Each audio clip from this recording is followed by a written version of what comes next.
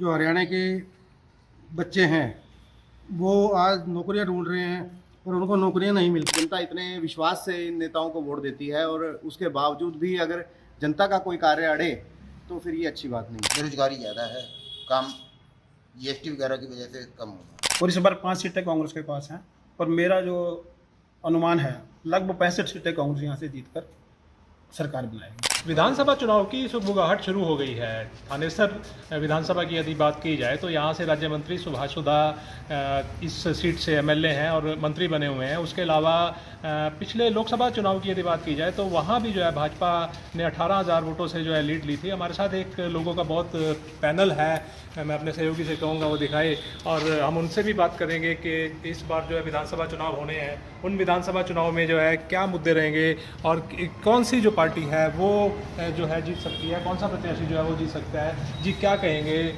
इस बार जो चुनाव होने हैं उन चुनाव में क्या आप मुद्दा मानते हैं? विकास मुद्दा रहेगा या कुछ और जो स्थानीय मुद्दे हैं वो रहेंगे? सबसे मेन मुद्दा तो बेरोजगारी का है। वो आज नौकरियां ढूंढ रहे हैं और उनको नौकरियां नहीं मिलती। उसका कारण क्या है?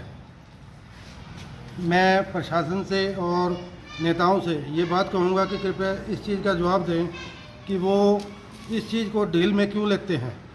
इसके अलावा और क्या मुद्दे रहेंगे? मुद्दा विकास का भी है। जो आज गलियां टूटी हुई हैं, नगर में सफाई नहीं है और आवारा पशु जो बेधड़क सड़कों पर घूमते हैं और बहुत से व्यक्तियों को चोटिल करते हैं, उनकी देखरेख कौन करेगा? जी देखिए, विकास का मुद्दा रहेगा, कैटल फ्री का मुद्दा रहेगा। आशीष जी हैं। जी आशीष जी क्या कहेंगे, क्या इस बार मुद्दा रहेगा? इस बार देखिए मुद्दे बहुत सारे हैं, लेकिन फिर भी मोदी जी के साथ भी सभी लोग हैं, उनकी भी बहुत बड़ी लहर है। तो मेरी प्रशासन के लोगों से और नेताओं से खास तौर पे ये अपील रहेगी कि वो जन मुद्दे उठाएं, जनता का कार्य करें। जनता के जो कार्य हैं उनके अंदर ढील ना बरती जाए। जो भी जनता है, अगर जनता त्राहिमाम होगी, जनता को दुख होगा, तो फिर ये अच्छी बात नहीं है कि जनता इतने विश्वास से इन नेताओं को वोट देती है और उसके बावजूद भी अगर जनता का कोई कार्य अड़े तो फिर ये अच्छी बात नहीं है। जी, जनहित के मुद्दे हावी रहेंगे। क्या कहेंगे, क्या नाम है आपका और इस बार जो है चुनाव के बारे में क्या कहना चाहेंगे? मेन मुद्दा है विकास का और आर्थिक मंदी इस बार बहुत तेज़ी से है। सभी लोग आर्थिक मंदी से जूझ रहे हैं, तो कोशिश यही है कि सरकार इस ओर बहुत विशेष ध्यान दे कि आर्थिक मंदी कम से कम बाज़ार से कम हो। जी क्या कहेंगे, क्या मुद्दा रहेगा इस पर? मुद्दा विकास का ही है जी, बेरोजगारी है, करप्शन है थोड़ा जी, तो और ये मुद्दे हावी रहेंगे।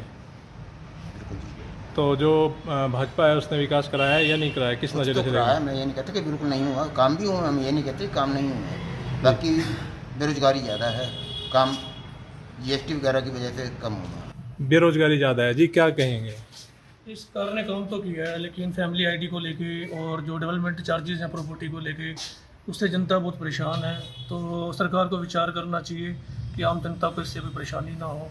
आम जनता के हित में ये काम होने चाहिए। प्रॉपर्टी आईडी का एक बहुत बड़ा मुद्दा बहुत रहेगा। बड़ा मुद्दा रहेगा। जी क्या कहेंगे शर्मा जी? भ्रष्टाचार, बेरोजगारी और महंगाई विशेष मुद्दे हैं। जी जैसा कि आपको पता है, पिछली बार जब लोकसभा चुनाव हुए थे तो कांग्रेस पार्टी के यहाँ से एक भी सीट नहीं आई थी और उसके बावजूद कांग्रेस ने 31 सीटें यहाँ से हासिल की थी विधानसभा में।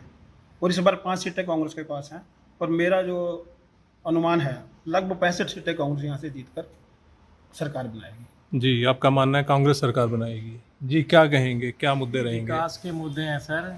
एक तो ये सरकार ने जो फैमिली आईडी बनवाई थी, उस टाइम तो इतना जोर लगाया कि हर एक के राशन नहीं मिलेगा, ये नहीं होगा, वो नहीं होगा, और पब्लिक ने हड़बड़ाहट में, जल्दबाजी में ये फैमिली आइडिया बनवाई और सरकार ने ना इसकी कंडीशन बताई कोई भी, क्या है इसमें क्या नहीं। किसी का नाम गलत है, किसी का कुछ है, किसी का कुछ है। पब्लिक उस बारे में बहुत परेशान है और प्रशासन को इस तरफ ध्यान देना चाहिए। और दूसरी बात है, ये आवारा पशु जो सड़कों पे घूम रहे हैं, इनकी कोई व्यवस्था नहीं है। कोई भी रोज़ की ना जाने कितनी लोग उनसे टकरा के, रात के टाइम तो बिल्कुल दिखता ही नहीं है सड़कों पे आवारा पशुओं का। तो सरकार को इस तरफ ध्यान देना चाहिए आवारा पशुओं का। जी क्या कहेंगे? सबसे पहले तो मैं युवाओं के लिए रोज़गार का मुद्दा कहूँगा। व्यापारी भाइयों के लिए आज की जैसे पोजीशन है, आर्थिक मंदा चल रहा है और उनको कोई सपोर्ट की ज़रूरत है। लेकिन मुद्दे तो बहुत ज़्यादा हैं, लेकिन ये पार्टियां क्या करती हैं, ये हमें ठग लेती हैं। जब टाइम आता है तो ये मुद्दे ही बदल देती हैं। ये उन मुद्दों के ऊपर हमारी आंख ही नहीं आने देती भाई मुद्दा है क्या इस टाइम। ये सांप्रदायिक मुद्दे शुरू कर देती हैं। ये कोई और हिंदू, मुस्लिम, सिख ऐसे ऐसे मुद्दे उठा देती हैं कि जो मेन मुद्दे हैं वो ही ख़त्म कर देती हैं और हमें उस टाइम ठग के ले जाती हैं। और हमारे पास कोई ऑप्शन नहीं होती कि हम 5 साल इनके साथ कुछ कर सकें।